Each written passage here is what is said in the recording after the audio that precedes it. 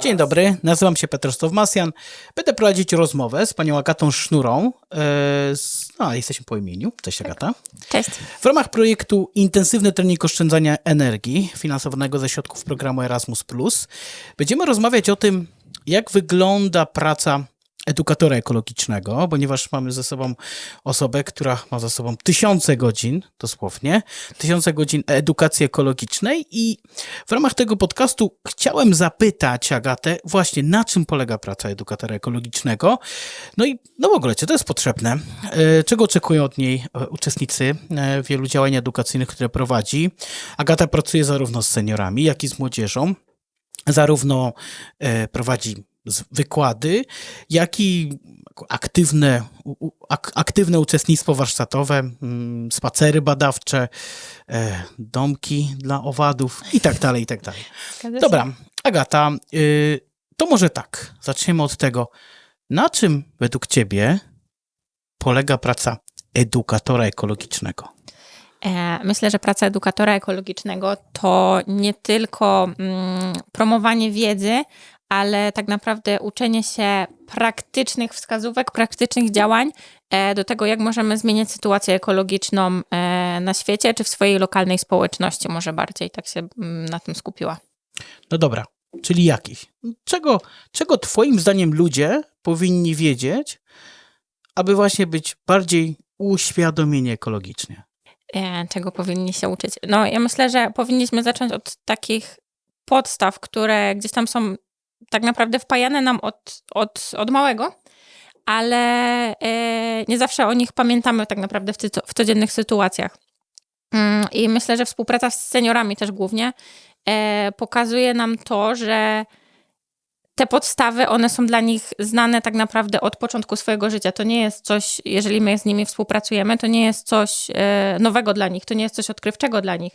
To są rzeczy, do których oni są tak naprawdę przyzwyczajeni, a mają tylko otoczkę tak naprawdę nazewnictwo i nowe słowa, ale dlatego też wydaje mi się, że współpracując między innymi z seniorami i gdzieś tam prowadząc warsztaty może też międzypokoleniowe, to tutaj jest ważna ta współpraca, że my możemy się wiele też uczyć od seniorów, nie tylko oni od nas, no bo wiadomo, możemy im powiedzieć, nie wiem, że żarówki LEDowe są bardziej energooszczędne, że powinni je stosować gdzieś tam w swoich w codziennych sytuacjach, ale oni też posiadają dużą wiedzę, na której my też powinniśmy się skupić i uczyć się tak naprawdę od nich. No właśnie, może źle zadałem pytanie, tak? Bo zadałem, jakie powinny być najważniejsze kompetencje ekologiczne, a ty poszłaś w taką stronę, że tak, że seniorzy pewnie są takie rzeczy, które seniorzy potrafią zawsze, tak, tylko nie nazywali tego ekologią.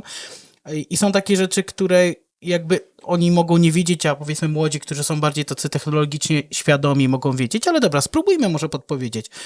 Czego w twojej pracy, jak pracujecie z seniorami, jakie rzeczy im pokazujecie, czego ich uczycie, a czego uczycie młodzież? W edukacji ekologicznej seniorów tak naprawdę powinniśmy się skupić na tych nowinkach technologicznych, które mamy, czyli zwracanie uwagi właśnie na te żarówki, o których już wcześniej wspominałam, czy o wyborze sprzętu, który gdzieś tam używają na co dzień w swoich mieszkaniach, który zawiera czyli klasa energetyczna. Klasa energetyczna, tak. Więc tutaj myślę, że o tych nowinkach najbardziej się skupiamy, ale ja się też zawsze staram wsłuchiwać w ich rady, bo one są naprawdę bardzo cenne, które gdzieś tam później sama wykorzystuję i przekazuję też tą wiedzę uczniom i najmłodszym. Jak mam być szczera, wiele rzeczy tak naprawdę, jeżeli chodzi o ekologię, no to nauczyłam się od mojej babci rzeczy typu nakładaj sobie na talerz tylko tyle jedzenia, ile potrafisz zjeść, tak? Że zawsze możesz sobie dołożyć coś większego, żeby nie marnować na przykład jedzenia. Czy idąc do sklepu zawsze gdzieś tam wybieramy wielorazową torbę, nie? Więc staram się też słuchać tych seniorów, jakie oni mają swoje porady, żeby je później gdzieś tam dalej przekazywać młodzieży, bo one są naprawdę świetne. Czyli tak, przy seniorach tak naprawdę, no widzę, w którym kierunku chcesz iść, tak? Przy seniorach czasami to nie my, oni potrzebują nauki od nas, tylko my od nich, ale warto im pokazać jakby tak zwane nowinki, czyli co robimy z urządzeniami, jakie są te klasy, ile urządzenia zużywają Tak, tej energii. energii. No wszystko, co jest związane z technologią i tak zwanym RTV AGD. No dobra, a czego potrzebują młodzi? Czego uczymy młodych? Jakich oni potrzebują kompetencji właśnie, żeby podnieść tą swoją świadomość ekologiczną? Myślę, że młodzież, która tak naprawdę na co dzień wykorzystuje wiele, czy to sprzętów związanych z użytkowaniem energii, no powinna się też świadomie nauczyć wykorzystywać tych sprzętów właśnie, żeby ograniczyć między innymi zużycie energii na świecie, które i tak jest... Czyli wiedzieć, ile energii zużywa taki sprzęt na stand-by'u na przykład, tak? Tak. Są narzędzia, które nam przeliczają, ile energii tak naprawdę zużywamy rocznie, wykorzystując tylko 5 urządzeń tak naprawdę energetycznych na co dzień. Więc młodzież też powinna uczyć się takiej świadomości użycia tego całego sprzętu, który mamy. Myślę też, że wiele z młodych ludzi jest nauczonych wykorzystywania jednorazowych rzeczy, jednorazowych gdzieś tam opakowań. Zamawianie obiadków, Kupowanie małych jogurcików, z małymi płateczkami i tak dalej. Wszystko w jednorazowych opakowaniach, tak naprawdę na raz, na szybko, nie? Żeby już coś mieć. A gdzieś tam, jak wiemy, ugotujemy sobie sami obiad w domu, mamy więcej porcji, podzielimy sobie do pudełeczka, no to też możemy gdzieś tam to wykorzystać i później odgrzewać w pracy, w szkole, w domu. Czyli w tej waszej edukacji dla młodzieży chodzi o to, żeby kazać im wybierać mniej wygodne życie. No dobra, no ale jak wy im zachęcacie, żeby wybierać mniej wygodne rozwiązania? No przecież tak naprawdę te jednorazowe rzeczy są bardziej wygodne, łatwiejsze i tak dalej. No to jak ich zachęcacie, żeby wybierali trudniejsze rozwiązania? To jest akurat bardzo ciężkie zadanie. Bardzo ciężkie. Myślę, że mimo to, że młodzież jest uczona o ekologii tak naprawdę od najmłodszych, to możemy też im mówić, możemy cały czas przypominać o tym, co jest ekologiczne, co nie jest ekologiczne, ale wydaje mi się, że każdy z nas chyba ma taki etap w swoim życiu, do którego tak naprawdę dochodzi i mówi, no dobrze, to jest faktycznie racja, że to niewygodniejsze życie może, ale bardziej ekologiczne jest jednak bardziej w tą stronę ekologii, nie? Że co, że jest lepiej? Że jest łatwiej dzięki temu? Tak, okay. Tak. I co, i wam wychodzi? Ja się staram. Ale no dobrze, a ci, których uczycie? Czy...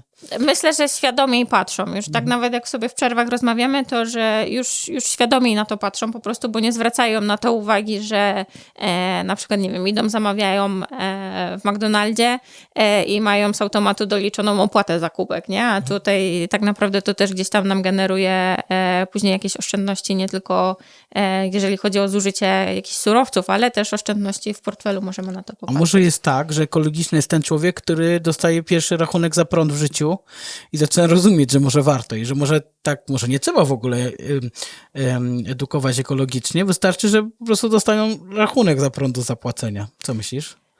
Czy jednak jest potrzebna ta edukacja ekologiczna? Myślę, że i tak jest potrzebna edukacja ekologiczna, bo sam rachunek za prąd, jak otrzymują, to on ma tyle składowych części, że nie wiedzą nawet, za co płacą tak naprawdę. Czyli nie? co? Elementem edukacji ekologicznej jest też uczenie, jak czytać rachunek za prąd? Za prąd i za gaz. Za prąd i za gaz. To trudne jest, tak? To skomplikowane. Nigdy nie próbowałem. To jest chyba... Pokażę ci potem. Dzięki. Dobrze. Okej, ale jest też tak, to pewnie wiesz, że ekologia, jakakolwiek działalność okołoekologiczna jest związana z hejtem. Ogromnym hejtem. Tam ekofaszyzm, zieloni naziści i tak dalej. No dobra, jak ty to jakby odbierasz? Pewnie wiesz, że na Facebooku, jeżeli ktoś proponuje jakieś działania ekologiczne, to jest tam setki komentarzy. Nie wiadomo, czy ludzi, czy maszyn, czy lobbystów nieekologicznego świata, nie wiadomo. Dlaczego? No właśnie, jak ty to odbierasz? Skąd to się bierze? Nie wiem, czy cię to obraża? Czy smutno ci jest z tego powodu? I skąd to się bierze twoim zdaniem?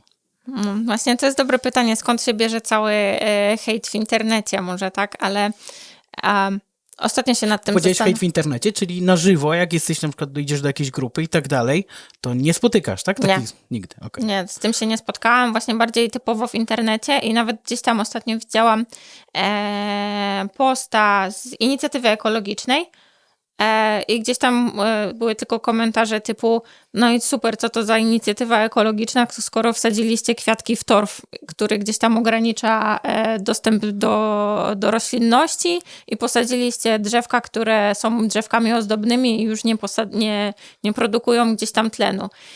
Myślę, że negatywne komentarze jest dużo łatwiej zawsze wyrażać niż pozytywne, żeby napisać, że o, fajnie robicie coś fajnego i żeby nauczyć też, nie wiem, że seniorzy faktycznie mogą nadal działać i mogą działać w każdym wieku, bo to akurat było gdzieś tam przy inicjatywie dla seniorów. Okej, ale to skąd to się bierze twoim zdaniem? Czemu ludzie to robią? W sensie, negatywnie, ale skąd tyle negatywnych emocji?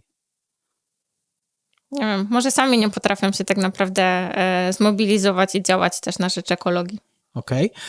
A jak ty to odbierasz? Jako właśnie ktoś, kto to robi na co dzień?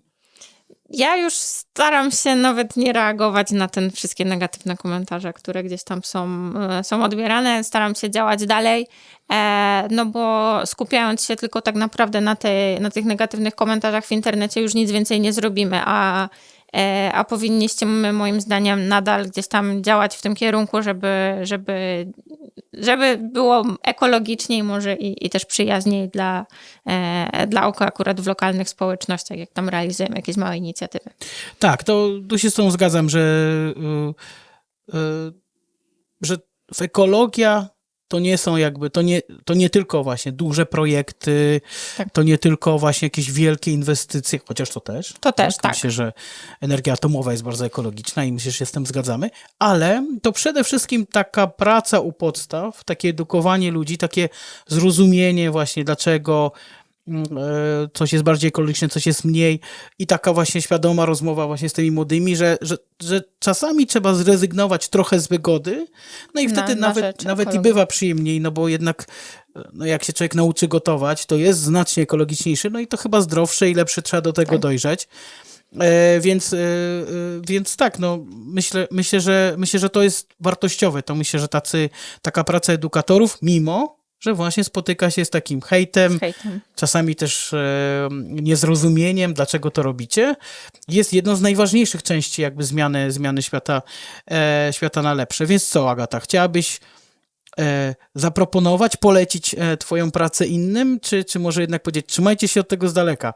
To nie jest praca dla was. Hejt w internecie, młodzi się nie słuchają, a seniorzy to i tak wiedzą więcej niż my. Śmiało bym poleciła pracę jako edukator ekologiczny, no z tego względu, że można wsłuchiwać się tak naprawdę w potrzeby różnych społeczności i gdzieś tam słyszałam na warsztatach podczas rozmów z młodzieżą, że przeszkadza im bardzo, że w miastach jest wiele betonu między innymi, a gdzieś tam później realizując z nimi, nie wiem, małe inicjatywy, które nie zawsze muszą równać się też z wielkim nakładem pieniężnym, z wielkim budżetem, ale już gdzieś tam wprowadzają te ekologiczne nawyki w ich życie.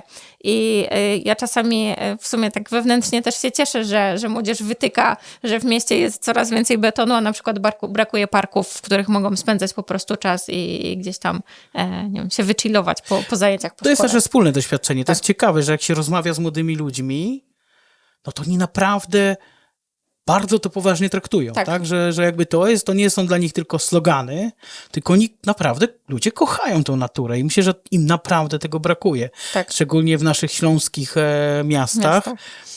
I to rzeczywiście daje taką nadzieję, że to ma sens. Tak, też mi się wydaje. No i mamy bardzo mądrą młodzież, więc trzeba działać. Dzięki. Tym pozytywnym akcentem kończymy nasz podcast. Dziękujemy i polecamy się na przyszłość. Dzięki, Agata. Do zobaczenia. Powodzenia w twojej pracy. Dzięki.